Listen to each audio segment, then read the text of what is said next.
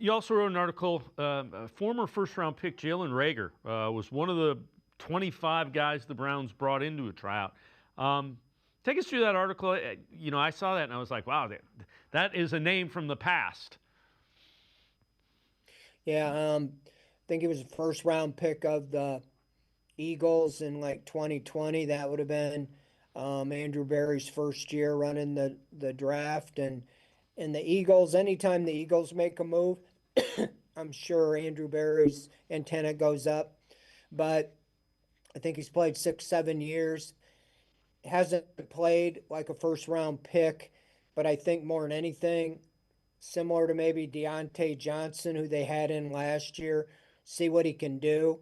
I mean, when you have him on a tryout basis, um, and you've drafted two high picks at wide receivers and bringing back pretty much everybody you did last year, I don't know if he's anything more than competition. We'll see if he's there next week when the OTAs commence. But again, taking a flyer. I feel much better drafting two guys highly, you know, and taking a flyer instead of last year. It seemed like Deontay Johnson was their only hope, really, to upgrade the wide receiving core. They did get Isaiah Bond late, during the summer, but as far as, no real draft picks last year, no free agents.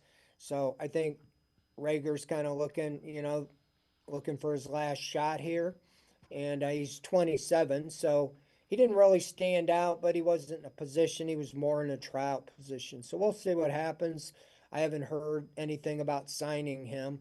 They might bring him back, for an OTA, or maybe they're doing so. I don't know. But I mean, the way this goes, Dave, is you had 53 guys there, you had 25 tryout guys.